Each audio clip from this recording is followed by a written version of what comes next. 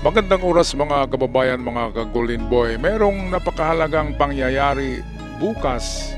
Ito yung pinakahihintay ng karamihan, ang the trial of the century. Ito yung impeachment case laban kay BP Sara at bukas ito'y mag-umpisa na. Well, ano ba ang kahalagahan itong impeachment case na ito? Ang kahalagahan nito sa panig ng depensa kay BP Sara at sa panig ng gobyerno ay dito makikita natin kung meron ba talagang itong katotohanan ang bentang kay BP Sara. Dito ma-prove na mga haka-haka lang o gawa-gawa lang yung mga paratang para sa kanya. Kaya walang dapat ikakabahala si BP Sara kung mag-umpisa bukas ang impeachment. Kasi kung wala talaga siyang ginagawa na masama diyan sa kaso na yan, sa pera ng bayan, ay talagang the truth will set you free. The truth will set you free. Kapag wala ka talagang ginagawa, malinis ang budi mo, imposible naman na ikaw ay matalo sa kaso o makulong. Diba? Kaya good luck kay BP Sara, good luck din sa mga prosecutors at good luck din sa mga depensa, sa mga lawyers na depensa ni BP Sara. Meron tayong narinig na merong 90 ka abogado meron si BP Sara as a defense team.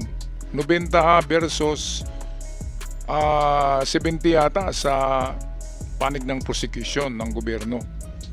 Kaya ang nakakaano lang dito, parang hindi maganda, abutin daw ito ng 7 buwan. Grabe naman. 7 buwan bago matapos itong impeachment case na ito. Bakit alam nila na 7 buwan? Grabe, no? Pwede namang matapos yan ng 1 buwan.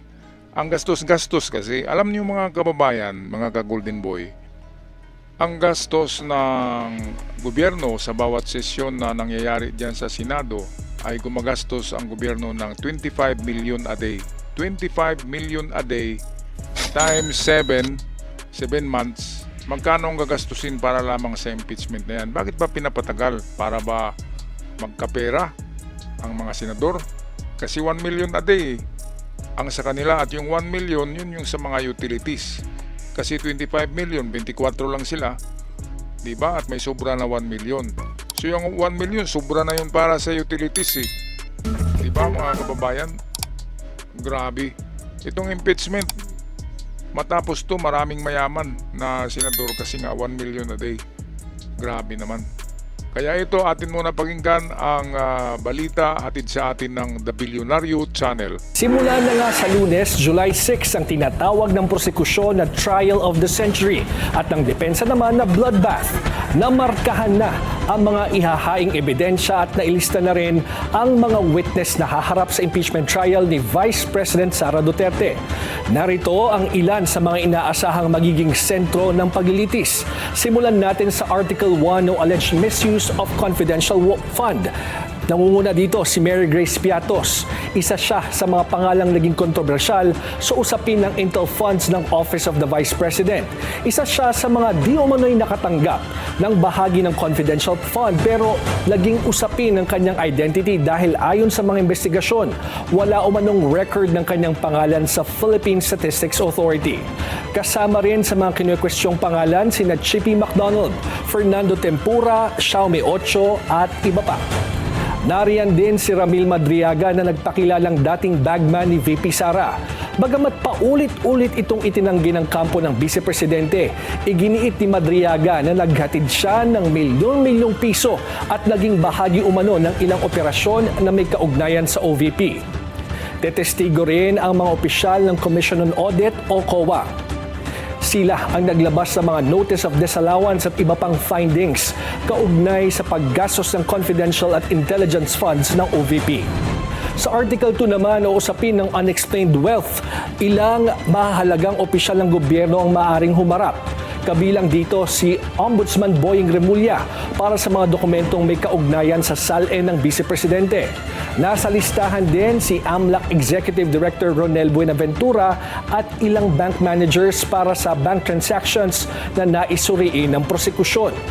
Posible ring humarap ang mga opisyal ng Bureau of Internal Revenue kaugnay sa tax records na nasa loob ng kontrobersyal na Green Box. Sa Article 3 o alleged bribery, isa sa mga pangunahing witness si dating Education Undersecretary Gloria Humamil Mercado. Noong 2024, sinabi niya sa pagdinig sa Kamara na nakatanggap siya ng siyam na sobre na may tig 50,000 pesos na umano'y nagmula kay VP Sara nung kalihim pa ito ng DepEd.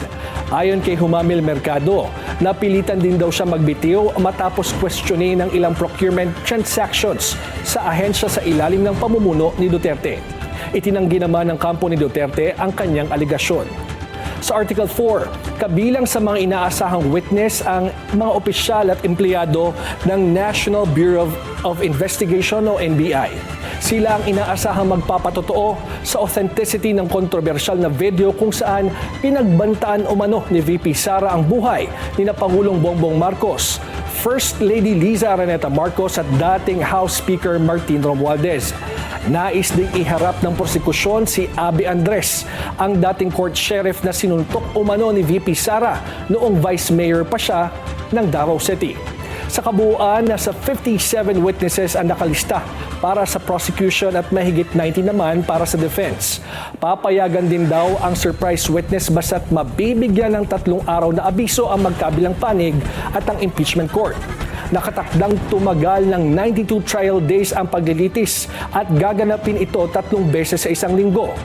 Kung masusunod ang schedule, ay aabutin ng 7 hanggang 8 buwan ang paglilitis. Ayan mga kababayan, hindi lang pala 7, baka abot daw ng 8. So sa isang buwan, merong 30 ka araw at sa kada araw ay merong 25 million na budget ang gobyerno. Nako, grabe naman. Kaya pala ang daming tumatakbong pagkasenador dahil napakalaki ng budget nila bawat sesyon. Tayo, bago tayo magkaroon ng 1 million, ay abutin muna tayo ng 1 taon . Hindi pa natin maipon yun kasi nagagastos din natin. Pero sa kanila, 1 araw lang. Siyempre, kahit gagastusin nila yung 100,000 bawat araw, meron pang matira na 900,000 at pwedeng ilagay yan sa bangko. Diba? At meron pa silang sweldo na 500,000 pesos a month. Grabe. Bakit hindi ito baguhin na na mga patakaran diyan sa Senado na dapat bawas-bawasan yung honorarium nila? Hindi yan yung gasto . Magkano lang naman ang gagastusin sa snacks, 'di ba? Magkano lang naman ang mga pamasahe ng siyempre yung mga din utility sa kanila na yung mga pagkain at pamasahe . Bakit meron din silang 1 million a day na budget? Yung sa utility lang marami naman sila maghati-hati niyan, pero malaki pa rin yung 1 million na yan. Malaki pa rin yan. 7 months . Kaya nako, baka abot ng 1 billion ng gastos dyan mga kababayan. Tapos yung pinag-usapan nyo dyan ay baka hindi hindi lilitaw ang totoo dyan, o kung ano-ano man ang mangyayari dyan. Baka matabla lang yan baka ma-intonsis lang yan mga kababayan. Kaya ito bukas parang start of the telenovela. Telenovela ito Kasi lahat ng tao manonood. Kaya nga, umpisaan ko bukas ay ito na muna ang ating i-content palagi at paminsan-minsan na lang yung Iran muna. Kasi ito'y tungkol sa mahalaga na bagay itong impeachment case na ito, dahil ito'y political issue at dito ang balanse ng politika sa Pilipinas. Dito natin malaman kung sinong matatalo o sinong manalo, sinong iiyak at sinong hindi iiyak. Alright, pag-comment na lang mga kababayan, anong masasabi nyo? Bukas na Kaya isang tulog na lang, pagising natin sa umaga ay nakapwesto na ang mga senador doon sa kanilang impeachment court sa loob ng Senado. Ako'y magpapaalam na. Maraming salamat sa lahat. Good luck kay BP Sara. Matulog ka ng maaga, BP Sara. Kasi bukas baka dadalo ka at baka ma-high blood ka pa. Okay, at sa team ng prosecution, good luck sa inyo. Sa team ng defense, good luck din sa inyo. At sana patnubayan kayo ng puong may kapal. Hanggang sa muli, paalam at huwag kalimutan mag-subscribe sa mga bago pa lamang.